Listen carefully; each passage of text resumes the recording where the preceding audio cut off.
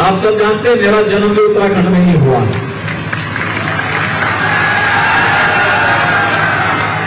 और कई वर्षों के बाद मुझे अपनी जन्मभूमि में जाने का अवसर प्राप्त हुआ था और 3 दिन का प्रवास मेरा बहुत अच्छा रहा। भाइयों बहनों, देवभूमि उत्तराखंड के बारे में प्रधानमंत्री मोदी जी बार बार कहते हैं कि जब उत्तराखंड की जवानी और उत्तराखंड का पानी उत्तराखंड से बाहर निकलता है तो देश के लिए उपयोगी बनता है। देश जवान यहां की सुरक्षा करता है। जब मां शारदा का पानी जाता है तो यहां से होकर के उत्तर प्रदेश के तमाम जनपदों को अपने मीठे पानी से सिंचाई की सुविधा उपलब्ध करवा करके न केवल वहां के किसानों को समृद्ध करता है बल्कि अन्नदाता किसानों को समृद्ध भी करता है और साथ ही साथ देश का पेट भरने का काम भी करता है। यही तो उत्तराखंड की विशेषता है। हम आभारी हैं प्रधानमंत्री मोदी जी के, जिनके मार्गदर्शन में आज उत्तराखंड एक नई ऊंचाइयों को, विकास की एक नई ऊंचाइयों को छूता हुआ दिखाई दे रहा है। मुझे इसी महीने 3 दिन के लिए उत्तराखंड के प्रवास का सौभाग्य प्राप्त हुआ था। आप सब जानते हैं मेरा जन्म भी उत्तराखंड में ही हुआ है और कई वर्षों के बाद मुझे अपनी जन्मभूमि में जाने का अवसर प्राप्त हुआ था और 3 दिन का प्रवास मेरा बहुत अच्छा रहा। कितना रोचक था, कितना अच्छा था।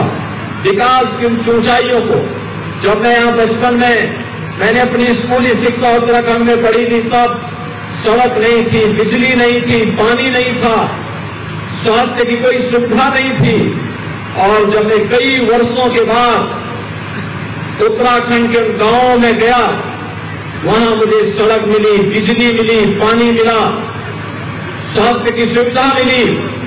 विकास की एक नई ऊंचाइयों को छूता हुआ उत्तराखंड नए भारत का एक नया उत्तराखंड के रूप में स्थापित हो रहा है और इस समय तो पर्यटन की जिन नई संभावनाओं को आगे बढ़ा रहे हैं। आपने देखा होगा उत्तराखंड में पिछले दिनों प्रधानमंत्री मोदी जी और मुख्यमंत्री धामी जी ने बाबा केदारनाथ के पावन धाम को राष्ट्र को समर्पित किया। कितना भव्य आयोजन था।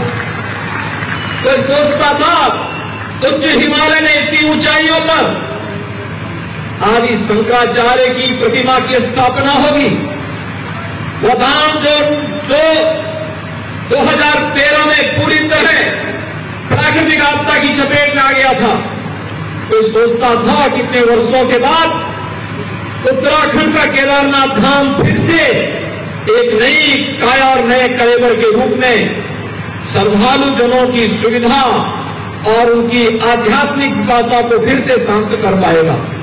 लेकिन हम आभारी हैं प्रधानमंत्री मोदी जी के और मैं धन्यवाद दूंगा श्री पुष्कर सिंह धामी जी को कि आज बाबा केदारनाथ के धाम में जो भी श्रद्धालु जा रहा है वो संतुष्ट होकर के आता है। लाखों श्रद्धालुओं ने अब तक वहां की यात्रा कर ली है।